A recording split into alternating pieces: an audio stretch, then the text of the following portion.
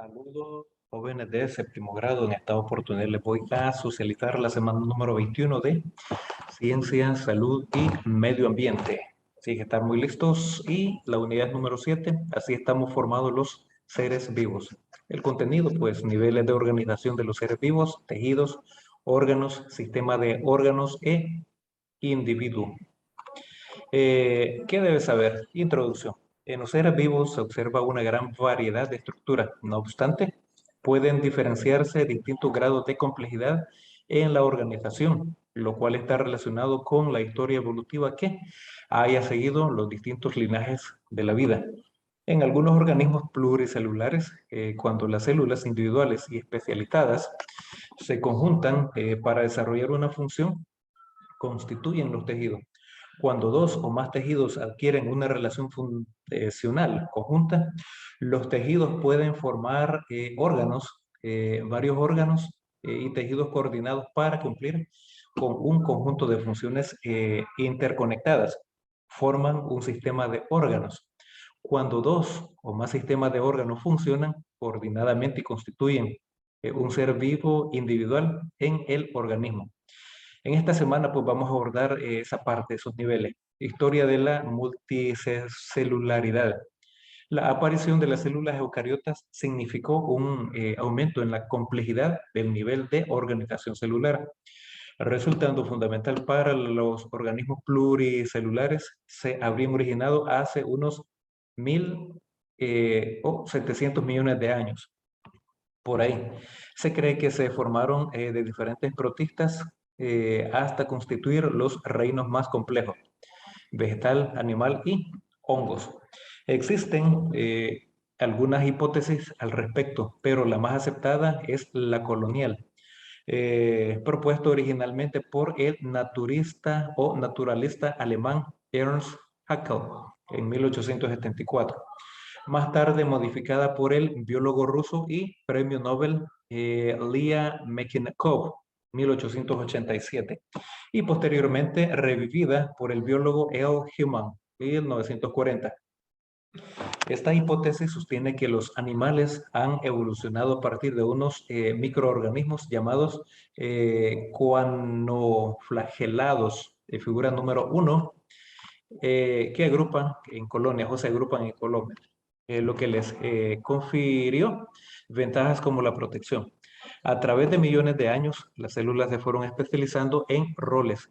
La hipótesis colonial considera que los coanoflagelados son los parientes más próximos de los animales. Como evidencia, estos organismos son muy similares a los coanocitos de las esponjas. Además, los estudios moleculares del ácido ribonucleico, ribosomal, ARNR, así como de la morfología de las mitocondrias y de las raíces flagelales, parecen ser semejantes entre los actuales coanoflagelados y los metazoos. Y ahí tenemos la figura número 1, que es básicamente como parte de la teoría colonial, que es el esquema básicamente en la información de tejidos y en general pues de la multicelularidad.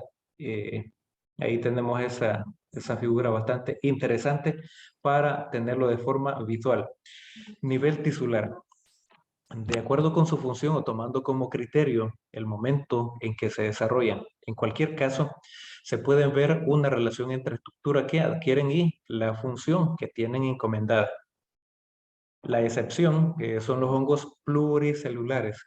Las hifas raramente se encuentran solitarias.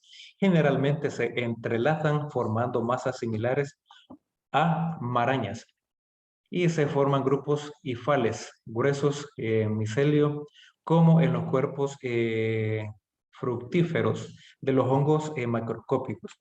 Esos tejidos tienen semejanza al parenquima de las plantas, pero como en el resultado del entrelazamiento y unión de hifas son denominados pseudotejidos. Y ahí lo vamos a visualizar, que es el esquema de una fungica. Ahí tenemos básicamente la figura número 2. Luego tenemos los tejidos vegetales, que son las plantas, un grupo extenso de seres vivos. En su definición más estricta, el grupo se restringe a las llamadas plantas terrestres. Se considera que todas las plantas terrestres poseen tejidos, por lo que son las de anatomía más compleja.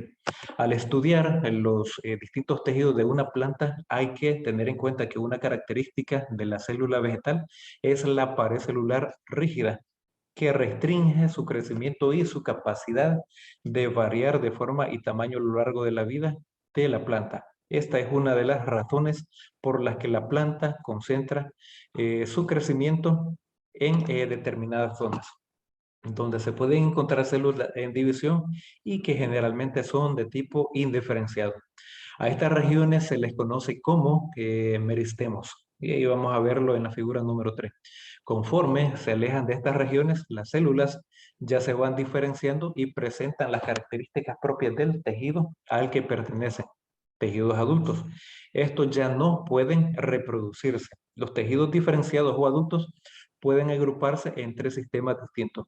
Número 1, el sistema de protección, conformado por la cutícula, la epidermis o peridermis. 2, el sistema de tejidos fundamentales, conformado por parenquima, colenquima y esclerenquima. 3, el sistema de tejidos vasculares, que engloba a los tejidos más complejos anatómicamente, siendo estos el xilema y el floema. Y pues lo vamos a visualizar también más adelante.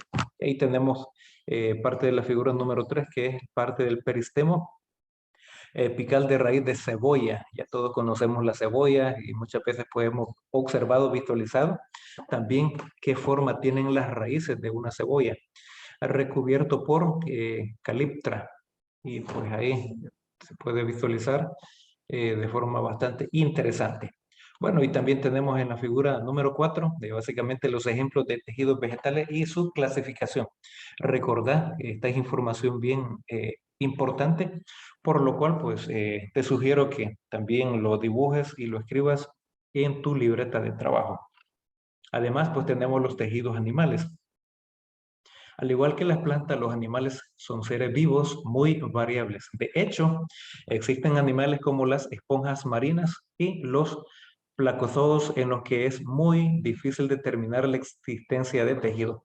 Se dice que estos animales se encuentran en nivel celular, pero a partir de los llamados animales vertebrados o verdaderos o eumetazoos, todos poseen tejido. Se dice que animales de anatomía sencilla, como las medusas y los gusanos planos, a pesar de cometer diversos tipos de células, nunca llegan a conformar órganos. De esta manera, el animal completo se considera un tejido. No obstante, a pesar de la gran variedad de formas que encontramos en los animales, por ejemplo, mientras que un ser humano y un gato tienen características anatómicas muy diferentes. Las células que conforman sus tejidos y los organelos que integran a estas células son prácticamente iguales. Así, se han definido 4 tipos de tejidos fundamentales: epitelial, conjuntivo, nervioso y muscular. Cada uno tiene sus propias características estructurales y funcionales que determinan su fisiología. La gran variedad de animales y la amplia diversidad de ambientes donde viven hacen que estos tejidos básicos se especialicen, dando lugar a una gran cantidad de subtipos con funciones específicas que se traducen en modificaciones de la morfología y propiedades. Y ahí pues tenemos un esquema bastante bonito, que es parte de la figura número 5, que son ejemplos de tejidos animales y su clasificación. Ahí tenemos epiteliales, conjuntivo conectivo, muscular, nervioso, etcétera. Con respecto a los órganos y sistemas de órganos, la organización de los seres vivos continúa avanzando a medida que exploramos las especies de anatomía más complejas. Una hoja es un ejemplo de órgano compuesto o complejo que consta de al menos 5 tipos de tejidos. Los tallos y las raíces son otros órganos principales de una planta terrestre, los cuales también pueden conjuntarse en sistemas, dependiendo del tipo de planta. Los órganos humanos y de otros animales complejos también están organizados en sistemas o aparatos.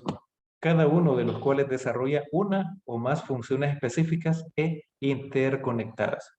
Por ejemplo, el aparato digestivo humano incluye órganos como la lengua, el estómago y los intestinos.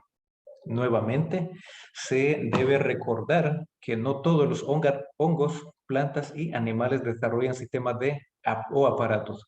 Veamos por qué. Órganos y sistemas de órganos en plantas. Ahí tenemos las plantas terrestres, pueden dividirse en vasculares y no vasculares. Las plantas no vasculares incluyen a los musgos y hepáticas. Se considera que este tipo de plantas carecen de sistemas, pues no poseen tejidos conductores ni hojas verdaderas. Y ahí tenemos básicamente dentro de las plantas vasculares, por ejemplo, los principales órganos de las plantas son raíz, tallo y las hojas. Y ahí pues podemos visualizar también que las hojas son órganos especializados en captar energía solar, producir sustancias orgánicas por medio de la fotosíntesis y liberar vapor de agua mediante la transpiración. He ahí la importancia que tienen las plantas, específicamente pues las hojas. Y ahí tenemos las figuras también, muy bonitas por cierto. En el número 6 tenemos el esquema de los principales órganos de una planta vascular dicotiledónea, y en la figura número 7 tenemos algunos tipos celulares de una esponja. Amarillo, por ejemplo, ahí tenemos algunos elementos importantes a considerar que donde pasa también circula la corriente de agua. Y además, pues ahí tenemos los órganos y sistemas de órganos en animales, tegumento, etcétera. Recordad, debe de ir elaborando siempre esa síntesis, que sea una buena síntesis donde se abarque pues las ideas principales y secundarias. Y luego que se ha terminado, pues aparecen 4 preguntas y aseveraciones. La primera, pues, dice, ¿cuál es uno de los niveles de organización biológica de los seres vivos? Pues son las células. Son organismos que no forman tejidos verdaderos, hongos. Son órganos vegetales presentes en las plantas vasculares, pues ahí tenemos dos, las hojas y la raíz. Y la número 4 dice, los animales invertebrados no constituyen sistema de órganos. Eso es falso. Luego, pues en el resuelve, ahí nos vamos a entretener un poco más. Y en la actividad número 1 dice, organismos. Elabora un esquema de un organismo desde el nivel biológico más pequeño, la célula. Por ejemplo, ¿cómo está organizado un perro? Una araña. Puedes elegir un organismo que tú quieras. Pues ahí se tiene que elegir básicamente. O se elige un perro o se elige una araña. Y pues en la sugerencia que te estoy dando aquí en esta socialización del video, pues te sugiero el perro. Organización jerárquica de los seres vivos, ahí tenemos el perro. En el nivel biológico, pues ahí tenemos que es un ser vivo, sistémico, orgánico, tisular, celular, químico. Entonces, este puede ser básicamente como el esquema que debes de dibujar en tu cuadernito en esa actividad.